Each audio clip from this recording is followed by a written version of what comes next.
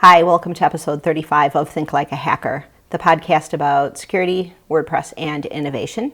This week we have an interview that took place at WordCamp Europe. Mark sat down with Jem Turner, a developer and security researcher based in the United Kingdom. Jem had the pleasure of finding the peculiar code in Pipdig's P3 plugin. This plugin was required to use Pipdig themes and had some fascinating code in it. We reported about this in episode 5, but Jem has an interesting take on what took place a few months ago with this plugin. Enjoy.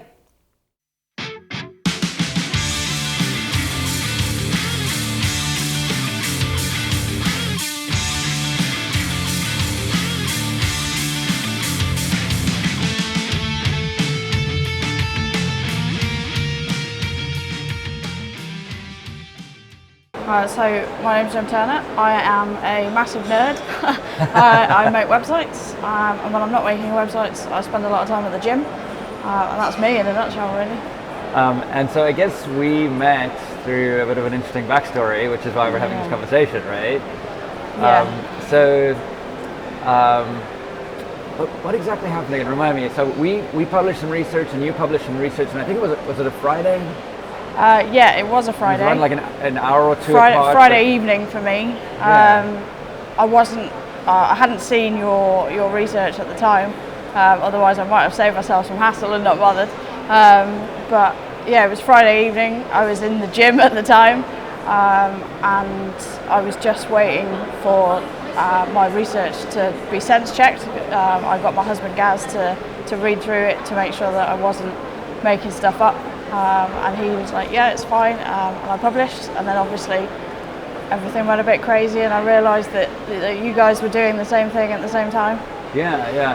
So the backstory here, for folks who are like watching or listening to this, is that we, and when I say we, I mean our team and you, I guess separately, found this creator of it was a plugin, right? Is it a commercial plugin? Well, commercially he sells themes, but all of the themes were bundled with this sort of power pack plugin, which provided some functionality for the themes. Yeah. Okay.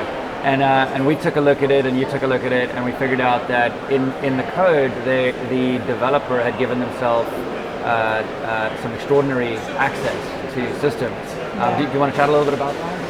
Yeah, so he'd given himself the ability to sort of reset the admin passwords, which would obviously give somebody sort of full administrative access to any WordPress site that functionality was installed on.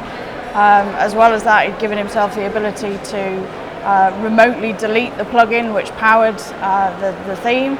He'd given himself the ability to remotely drop all database tables, which, as you know, would just completely destroy a website beyond, fixing, unless you had a decent recent backup. Yeah.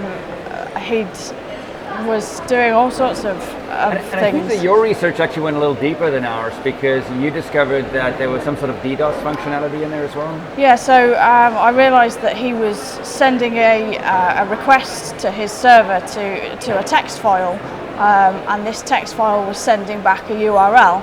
And every time I checked this text file, the URL was a single competitor. And basically then with that URL, he was sending sort of forged requests on a regular basis from every site that this was installed on to this competitor, in effect delivering a DDoS, and just on a massive scale, to the point where, having spoken to the competitor, I got in touch with her via email. She said that she was having sort of repeated problems. Her server people were getting in touch and saying, there's all this traffic, where's it coming from? They didn't know where it was coming from, and because it was coming from so many IPs, because it was literally coming from every single site running this code, they couldn't block it. And yeah, just taking down her site on a regular basis, it was costing her a fortune. She was having to keep increased resources to her site just to deal with all of this malicious traffic. Yeah, and I think we did a conservative estimate where the number of sites running the code was about 15,000. Yeah. And that was just based on a Google search where we put in a string that would reveal sites that are running this code, and it was about 15,000, but it could have easily been double or triple that. but each of those sites is connected to the internet with sort of 100 megabit per second links, and there's quite a bit of horsepower there to DDoS absolutely. someone. So, and then it got weird, right? Yeah, super weird. I just when the research came out, the behaviour of the company and the person involved, the sort of lead of the company, just I still struggle to put it into words. I know. So we were having a beer last night and we chatted about it. And it's been months now since this happened, and we were both just like, what? So I guess we. I don't know if it was you or us that contacted them first, but they were basically denying that this was that the functionality was for this purpose, and in fact we got mixed responses. So I took some notes here before we started the interview, and we asked them.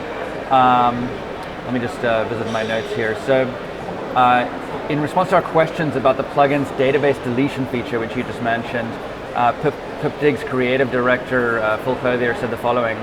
Last year we had some serious problems after someone obtained a huge list of license keys and downloaded all of our products. The keys and files were then distributed on their file sharing site, which had since been taken down. And he says in parentheses, not by us, ironically. The drop tables function was put in place to try and stop this at the time. So what that suggests, I guess, is that they wanted to destroy the database of people that had pirated their software. And if I recall correctly, at that point they stopped talking to us, and they stopped even acknowledging that our research existed, although it was getting a ton of press, and they seemed to point to your research and kind of go after you in a certain way, right? Yeah, I mean, I didn't actually get in touch with Phil, although normally if I were to find some sort of security issue, my first port of call would be the people that were affected, or the software developer, but in this instance, because this code had quite obviously been put in maliciously, and was being obfuscated, so it looked like it was something else. Yeah. Like the functions were called something to do with social, if memory serves me correctly. Exactly, yeah. I didn't want to give Phil this opportunity to go into complete denial and say this isn't how it is, which he ended up doing anyway. Yeah, it's interesting that by looking at the code, you could tell the character of the person that they were being a little bit deceitful, because the functions, you step through the code, just mentally reading it, looking at the path of execution, and you then looked at what the function name was, and if you're not a developer, a function name is supposed to describe what a function does, and the name basically said this function does something completely different to do with social media, and yet in the function you're seeing the ability to add a hard-coded password to an admin account, the ability to drop database tables and so on, and you're thinking, wow, there's some badness going on here. Yeah, right? And his response was completely contradictory anyway. I mean, in the bit that you just read out, he said that the drop tables was there to target these people that were using pirated copies of the themes, but then in other places he was saying that the drop tables code had never existed in the first place. So yeah, a completely contradictory response from Phil, and as you say, completely targeted at me and my research, and trying to make it seem like I was in cahoots with his competitor, who I'd never spoken to prior to. You're out to get him to try to help his competitor make more money, or exactly. like that. Although, like I say, we had no connection. I mean, I spoke to her to confirm that if she was seeing anything on her side with regards to the DDoS, and then I haven't really spoken to her since. Once it all came out, she's pregnant. She's running a business, so she's obviously and she just wanted to disconnect from. Yeah, exactly. She was really stressed out by the whole thing as it was.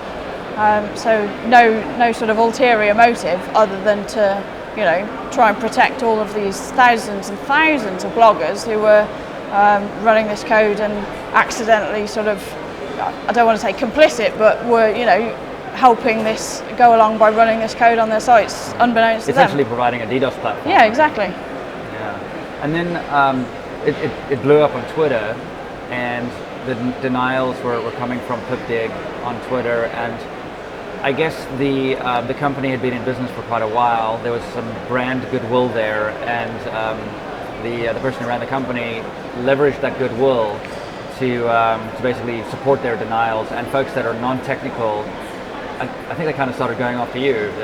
So their response very much was pitched at a non-technical level, as you say. They were counting on their users who relied on Pipdig for technical support to not really understand what was going on, and therefore buy into the whole "we're just a great company that's supporting our bloggers" type response. And the initial response when it blew up on Twitter really bought into that whole message of "we're a great company and we're just here to help." And it took quite a significant amount of developers, and obviously your research started being circulated. It took quite a lot of that before people were actually sort of, oh, so maybe Jem isn't just making this up to shit on this company after all. Right, yeah. I guess there was a source code repository that this guy had that was public, which provided a sort of audit trail of the changes that were made to the code. And I think when this research was released, within hours, the bad code disappeared, or a lot of it disappeared, but it was still in the repo, right?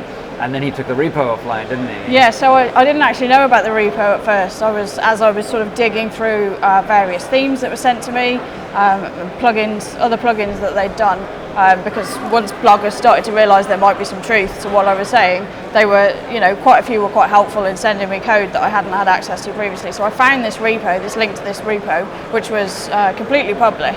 And it was all there, the whole history. You could see where malicious code had been added, taken out, put back in again, and it was all sort of tied to this guy's name, Phil.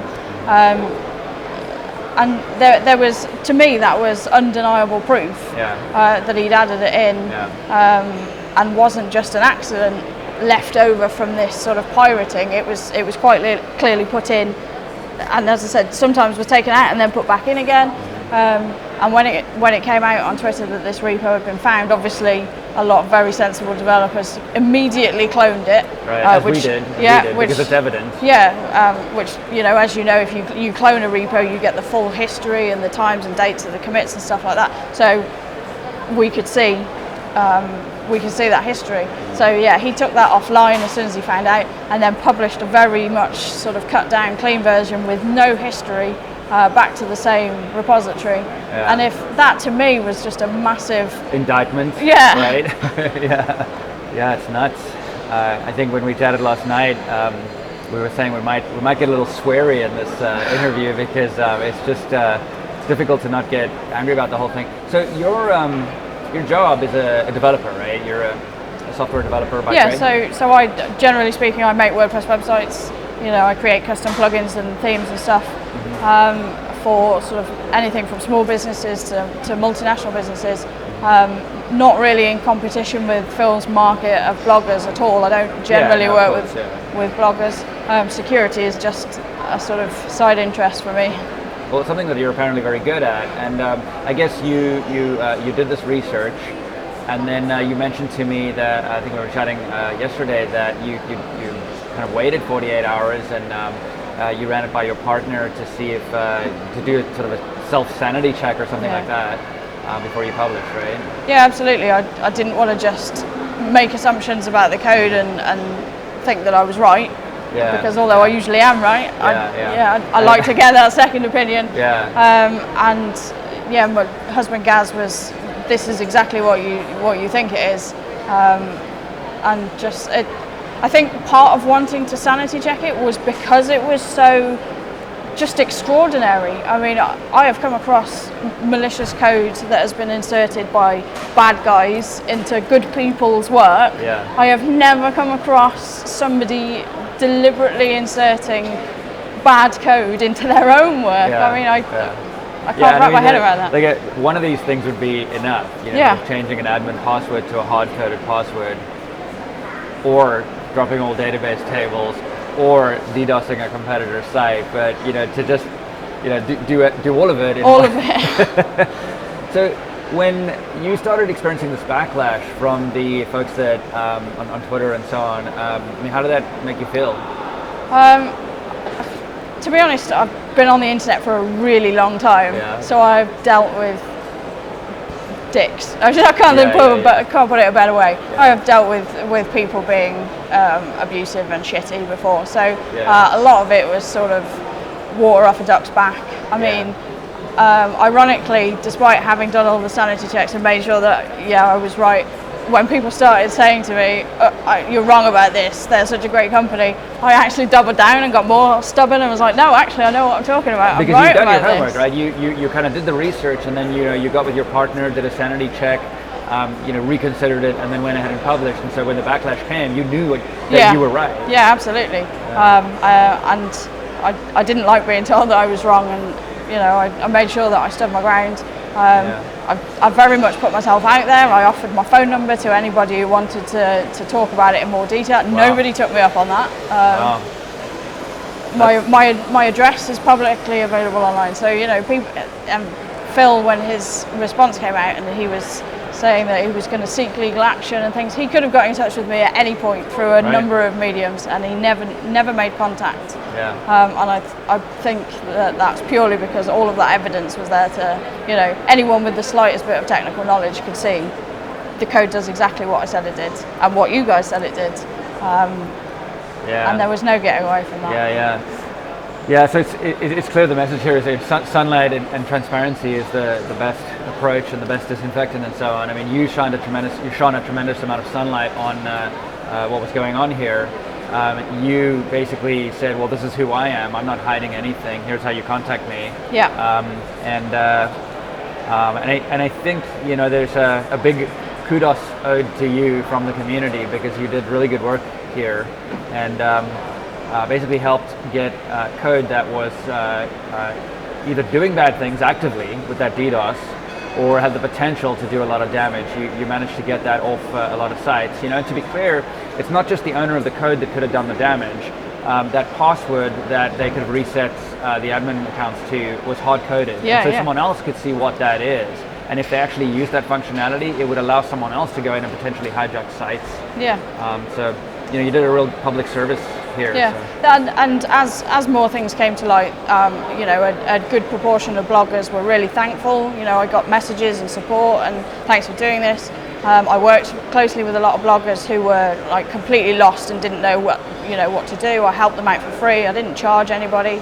In fact, there were a lot of bloggers that put together a fund, raised money for people who couldn't afford to move away from Pipdig products because they didn't know how or didn't have the resources to source other themes.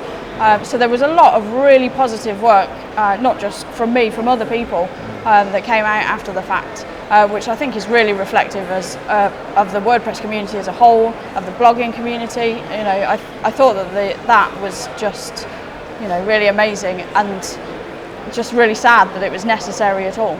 Yeah, oh, great. Well, Jem, so I guess if people want to find you on Twitter, your handle is Jem Jabella. Jem Jabella. 2 L's, right? Yeah. Yeah, and your name is Jem Turner. Yeah. And I've been trying to convince you to go into security research full time, perhaps bug bounties on HackerOne or that kind of thing. So perhaps we'll give that some consideration. You're clearly very, very good at it, and obviously very ethical as well. And I think from the entire WordPress community, I'd like to say thank you very much for the research that you did. Thank you. And it's been a real pleasure chatting to you today. Thank you. Thanks.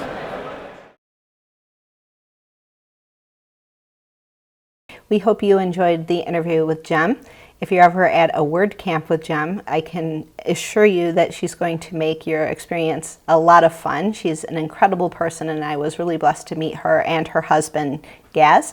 We will leave links to Jem's write-up about Pipdig, as well as her write-up about WordCamp Europe, where we got to hang out with her a little bit. If you'd like to follow Jem, you can find her at Jem Jabella on Twitter. Thanks for watching, and we'll see you next week.